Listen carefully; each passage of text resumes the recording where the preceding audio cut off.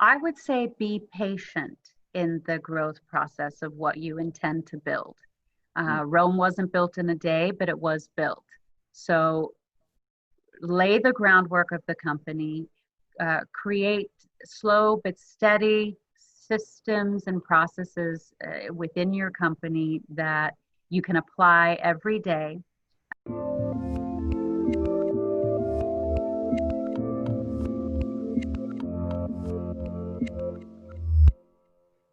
Hey everyone, this is Devin Miller here with another episode of the Inventive Journey. I'm your host, Devin Miller, the serial entrepreneur that's grown several businesses to 7 and 8 figure businesses, as well as the CEO and founder of Miller IP Law, where we help startups and small businesses with their patents and trademarks.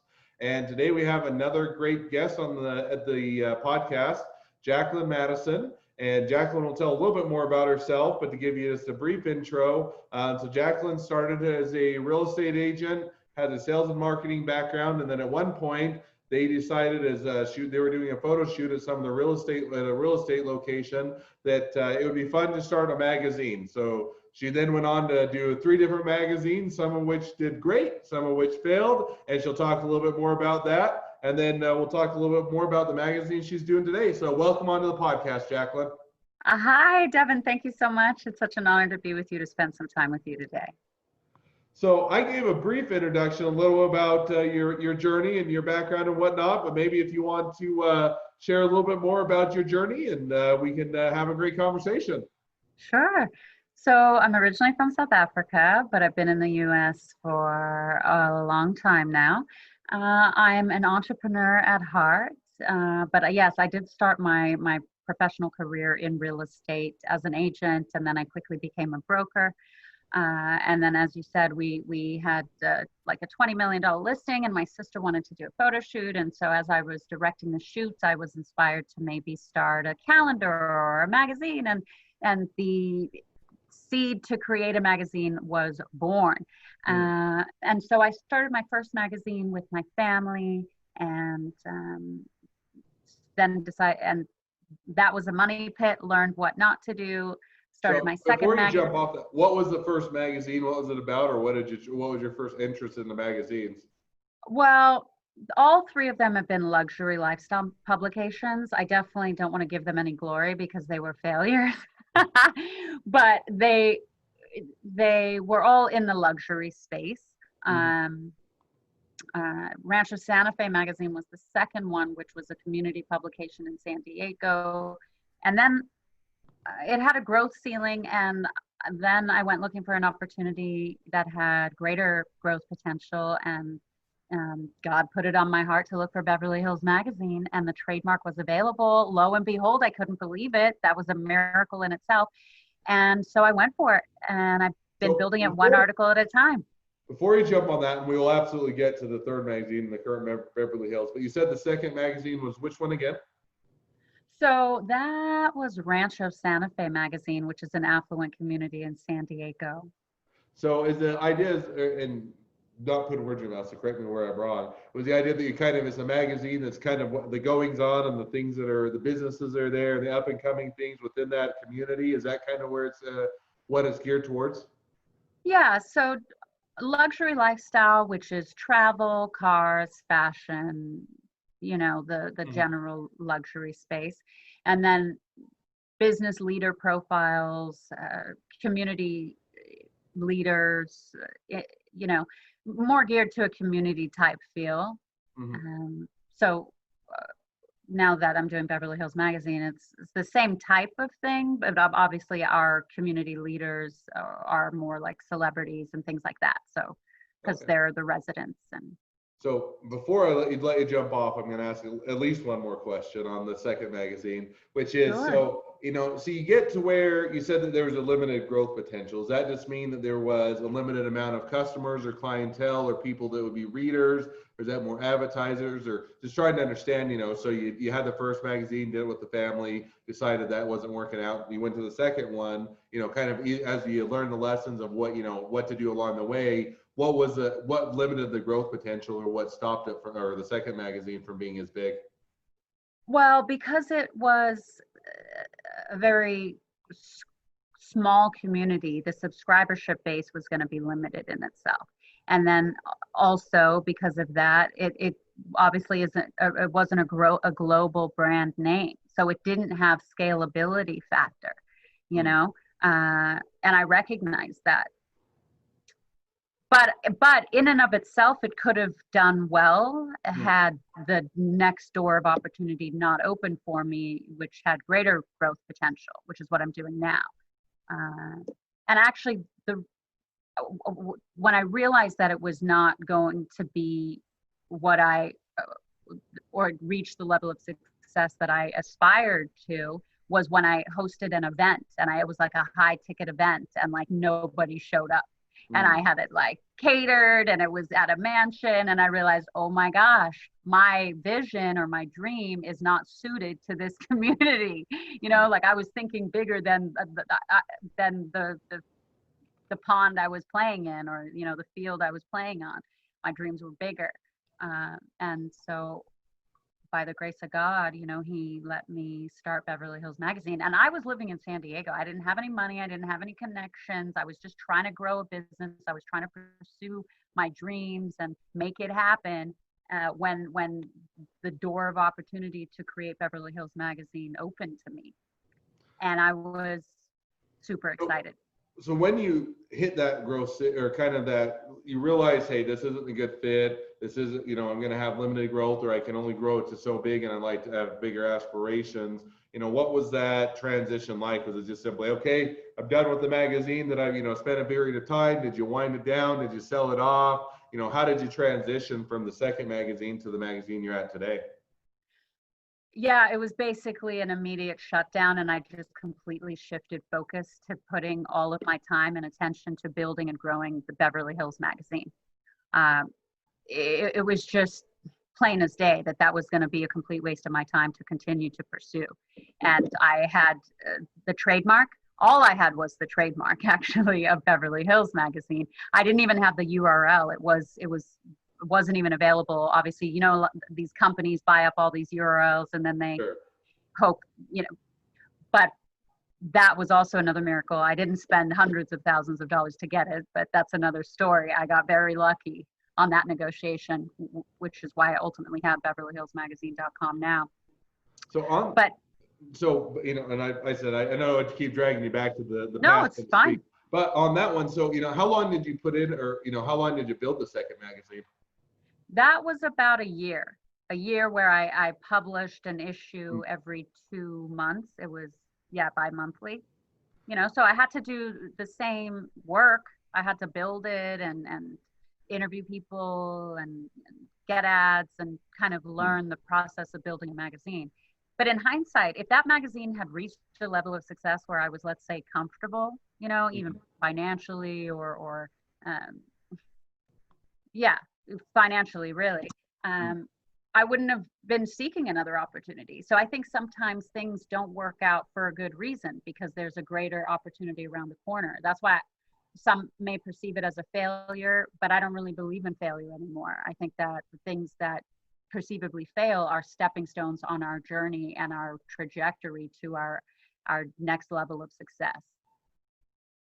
Okay, no, and the reason I ask, and I think that makes good sense, is because what you'll do a lot of times, you know, or at least you see sometimes with inventors or with people or startups or small businesses, kind of anything where you're growing something, is that you'll get locked into an idea, right? You'll say, okay, I've invested a year of my life, or I've invested so much money or so much time, and so you're reticent to, you know, shut it down or close it off and go after that bigger opportunity, because you're saying, hey, I've already invested so much in this other one, I don't want to, you know, lose out on that. And so that's why I was just, you know, probing a bit, or curious, is, you know, how people are to make that decision. How do you make the decision that, you know, let's shut this down, let's go for the new opportunity because I think that's better, as opposed to, hey, I've already invested so much, let's keep on this. Well, you have to sharpen your instincts, and you have to trust your instincts, and you have to be willing to make quick decisions and be willing to shut the door on something. Sometimes you're going to have to end relationships in business. You're going to have to fire employees. You're going to have to stop using a platform because it's no longer effective or suitable to your marketing purposes or needs, or whatever the case may be, you know. you, as an entrepreneur, as the owner of your own company, you have to be willing to make these tough decisions and make them very quickly, if need be, in order to keep moving forward and stay on a progressive trajectory of growth. Otherwise, you're going to stagnate, you know? And it's all about moving forward.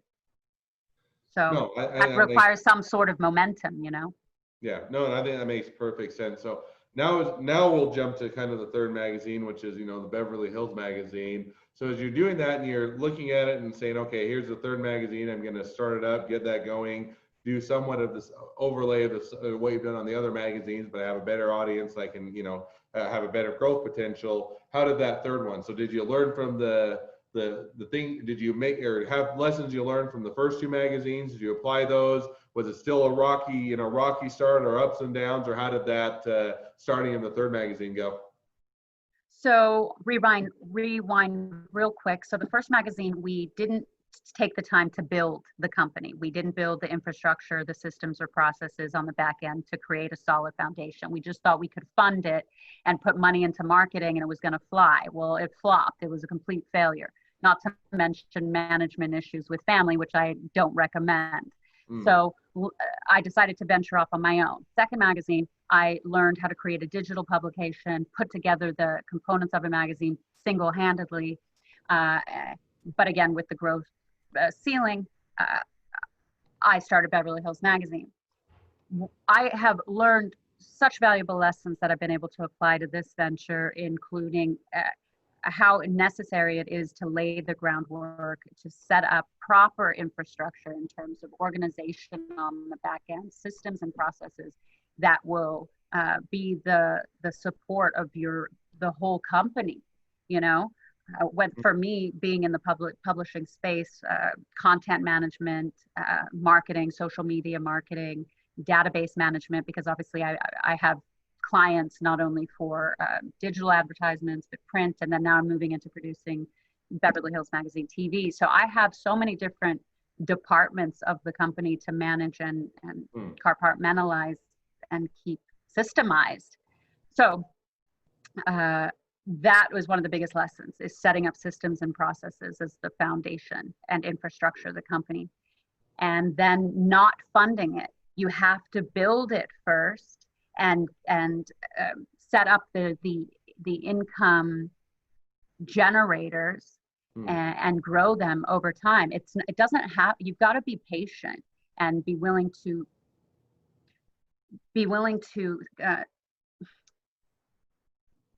I don't want to say test the processes, but you have to implement them over time and stay consistent, because for the first few years, as I was writing and building content and then also establishing the different systems, whether it's the social media marketing on a regular routine or content publishing and pushing to the different platforms, I felt almost robotic because it was so redundant. It was, so repetitive.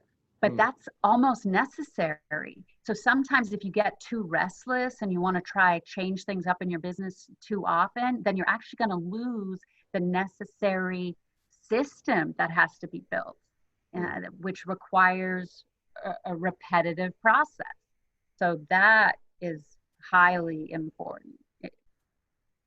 Okay, no, I think that I've agreed. You're talking to someone who loves systems. I'm a system person. I like to have a routine. I also like to look for places where I can automate it, or the things that you do on a repetitive basis where you can take out those steps you don't need to, and those type of things. So I'm in complete agreement. So yeah.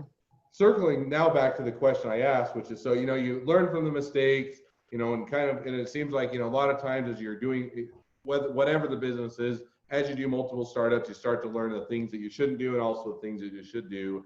And yet with these business or with these startup, with these different projects, you still have things that were unanticipated, or the ups and downs, or figuring new things out. Was that the case here? Was there still those kind of ups and downs or figuring out, or by the third one, were you able to just simply get it up and running and have a home run success? I think throughout our journey of life, whether professionally or personally, we're always going to have challenges and obstacles that we have to overcome, because uh, we're like eternal students of life. There's always new things we have to learn about ourselves, or about tools and strategies and things that we can apply to our personal lives or to our professional lives to grow.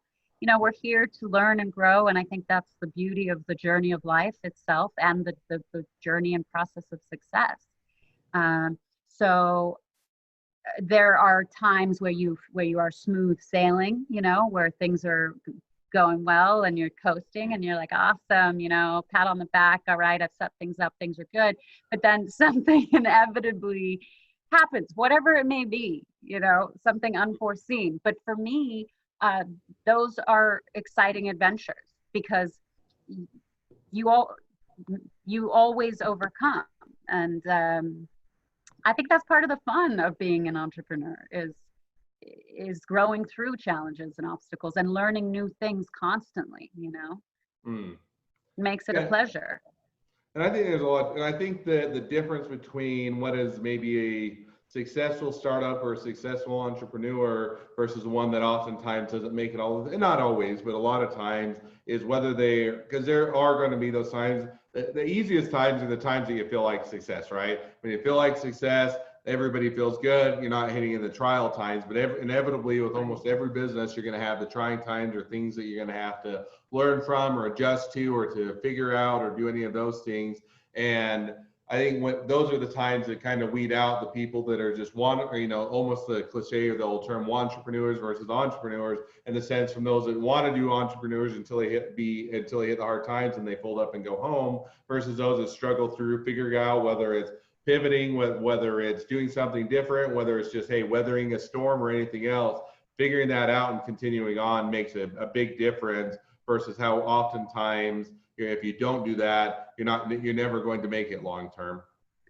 Well, absolutely, I agree. And part of what drives me is that from the get-go, I established my business plan, and I believe that that's an imperative part of establishing any company and setting it up for success, long-term success. Is you have to begin with the end in mind, begin with the full vision of what you are setting out to create and intend to do.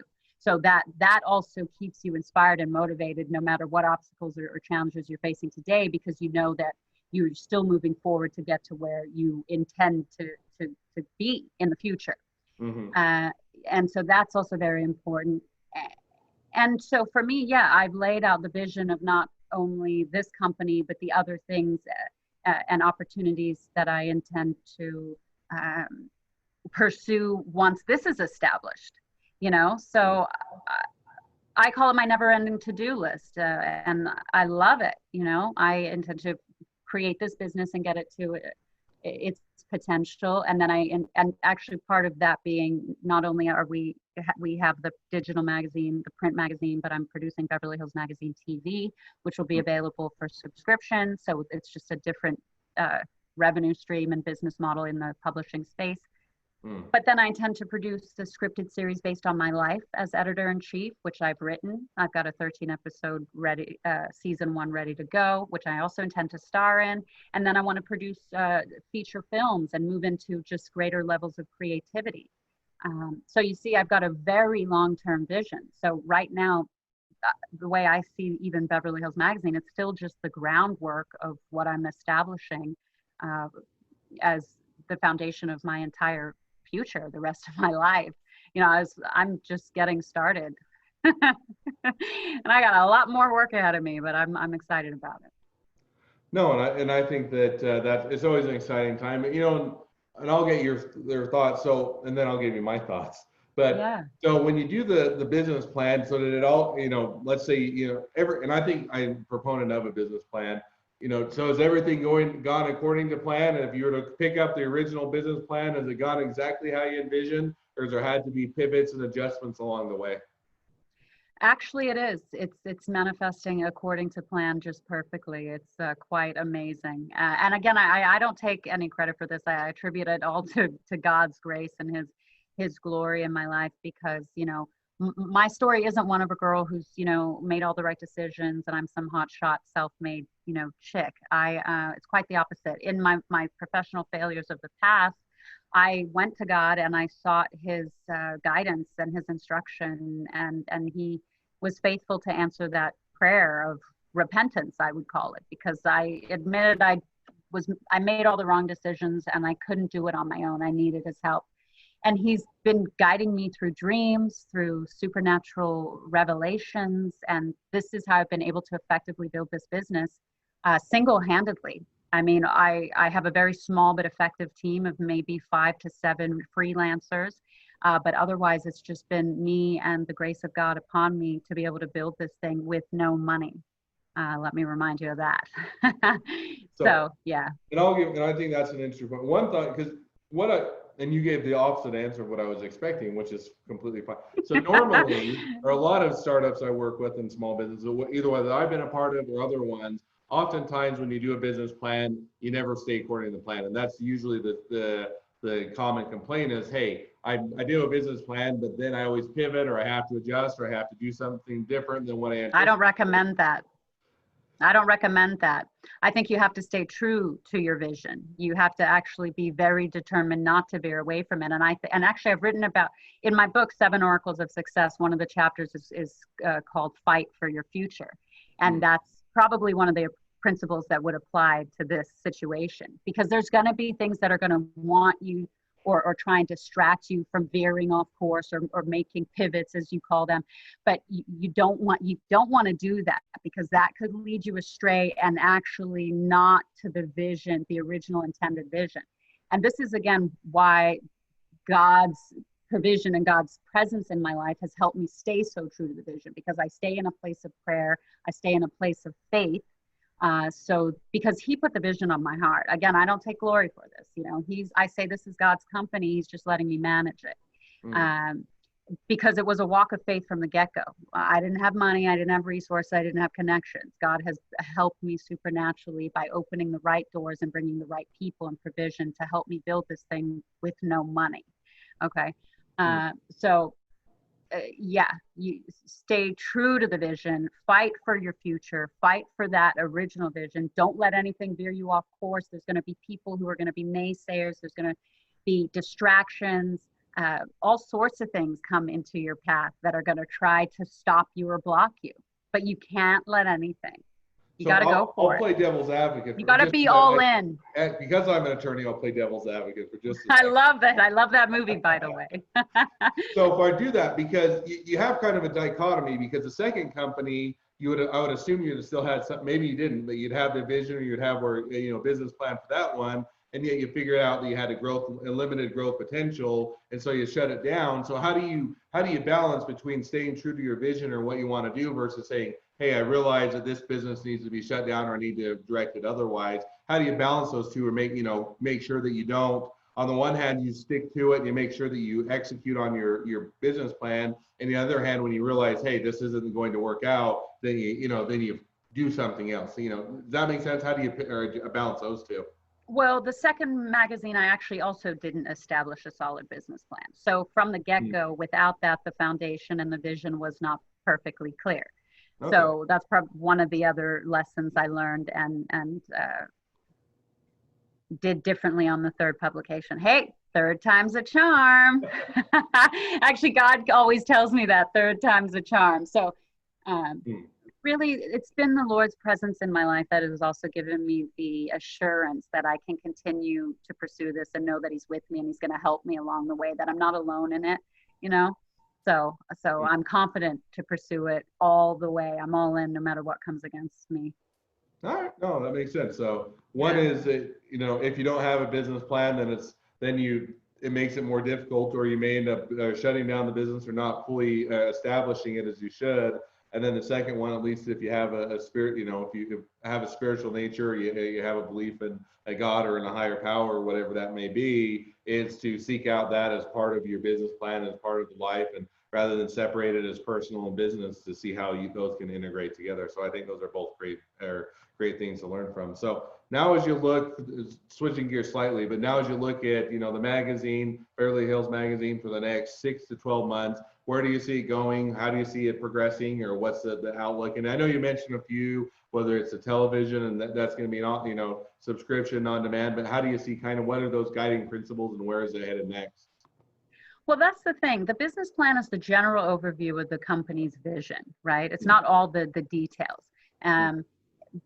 Because those, as you move forward, you're going to discover those elements and assets that will build the business. Okay, and so with the beginning with the end in mind, I mean, yeah, the television show is an additional revenue stream within the company of the subscription-based model. We have print, we have digital, print, and television. And then the television, the scripted show based on my life, which will move me into an entirely different industry, which would be, you know, television and film production, where I'll wear just one more hat in terms of my creativity. So those are my personal visions and professional visions. But, you know, and yeah, definitely. See, I want to say like I'm a spiritual, my message is one of like spiritual success, because I believe you have to put your spiritual growth before your material growth. And that's what happened in my journey, is I actually developed my relationship with God first and foremost. And it was from that place that he enabled me to manifest all of these amazing, almost impossible dreams, because I had zero resources that would make it feasible in anyone's eyes at that point. And so, because, okay, so I'm a born again Christian, right? And so God's word says, you know, the faith is the evidence of things unseen and the substance of things hoped for. So essentially, faith is the building blocks of our future. I'm just a girl who's exercising her faith, because I went to God, I sought God's provision, his guidance. I don't pray for money. I pray for wisdom, for divine alignments, for doors of opportunity, for strategic connections, for the right resources, the right team. I pray for all the intangible things, the intangible assets that are going to allow me, that will manifest my dream life. The money will come. The money is like a byproduct of all that, right? And so that's my message. And that's what I talk about in my book, 7 Oracles of Success, or the 7 spiritual principles of success that I've learned and effectively applied to my life to manifest my dream life in my walk with the Lord. And it's available to everybody. And I also have a webinar where I teach the principles more in depth. And I have a 4-week coaching program where I go even more in depth to teach people the spiritual principles that they can apply to their lives to manifest their dream lives as well. You know, I'm just an ordinary girl living an extraordinary life, so we can all do the same. That's the best way to live life. So, well, as we get towards the end of the podcast, and there's always plenty more things that we wish we had time. I know time flies by, and there's never enough time to talk about everything. But I always have 2 questions I always ask at the end of the podcast, so we'll probably jump to those now. First question I always ask is, so what was your worst business decision?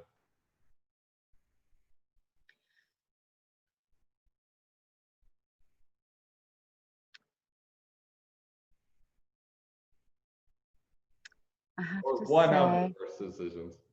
Right. You know, I love my family, but I have to say, starting a company with my siblings. You know, I think the reason being is because I think we are all endowed with unique gifts and talents. And whether you're in a family with brothers and sisters or whatever, we all have to forge our own path, and we have to do that in independence. So in hindsight, yeah, that's something I wouldn't do again. I love them. I would love to support them in their own pursuits and their own, you know, dreams, but definitely remaining true to yourself and pursuing your own independent dreams, I think is the key to stepping into your own destiny as an individual. And I think family, you know, that's always a hard one, and because I've done it on both sides. I've worked with family, I've done things on my own, and thankfully both have worked out well. But you know, family is a hard one in the sense that on the one hand, you know the people, you know their strengths, you can get along with them, and yet on the other hand, you know, if you're not working with family, when you go to Thanksgiving, you go to the Christmas or anything else, it's a much different thing. You're not talking about business. You don't have the strains of the business going well Yeah, or not going well. exactly, Doesn't exactly. affect the relationship. So I think that there's pluses and minuses on both, but I certainly think it's one that as you're looking to, if you decide to bring family on, or if you, whether you're considering it, you have to weigh carefully, because a lot of times you're just thinking about it's all upside. Hey, we'll all do a great job, and yet when you bring in the family dynamic, it changes the nature of the business. Absolutely. So then we'll jump to the second question, which is, so somebody that's just getting into a startup or a small business, what would be the one piece of advice you'd give them? I would say be patient in the growth process of what you intend to build. Rome wasn't built in a day, but it was built. So lay the groundwork of the company, create slow but steady systems and processes within your company that you can apply every day to create automation so that once they are firmly established, you've created a well-oiled machine that will then free up so much more of your time and give you the freedom to be able to pursue other dreams and other businesses. So definitely that, but patience is key. Patience and processes. Slow and steady wins the race. No, I think that's great advice. So, well, as we wrap things up, and I think there was you've taken an interesting journey, and one that I think will be fun to see how it continues to evolve. What is the best way people want to find out about your magazine, about your books, or connect with you, or any or all of the above? What's the best way to reach out or connect? Sure. Well, my website is where you can find resources to everything, the magazine, the books, at jacquelinemadison.com. That's JACQUELINEMADDISON, Maddison with two D's. Or, of course, there's beverlyhillsmagazine.com, sevenoraclesofsuccess.com, or liveyourdreamlife.com. And you can contact me from my website. Just send me a message. I'm on all the social media platforms. I'd love to connect with all of you. You know, I'm rooting for everybody. I want everybody to take that leap of faith and to step into their own, destiny and live their dream life too. Awesome. Well, I definitely encourage people to check out everything you have going on, from the books to the magazines to the TV show and everything in between. And thank you for coming on. It's been a pleasure. For those of you that have your own inventive journey to tell, if you'd like to apply to be a guest on the podcast, you can just go to inventivejourneyguest.com, and we'd love to have you on. For those of you that are listeners, make sure to click subscribe so you hear this episode and all the new episodes coming out. And lastly, if you need any help with patents or trademarks as a startup or small business, reach out to us at Miller IP Law. Jacqueline, thank you again for coming on. It's been a pleasure. It's been fun to hear your journey, and I wish the next leg of your journey even better than the last. I received that. Thank you. God bless you. And God bless all your listeners. I appreciate your time. All right. Thank you.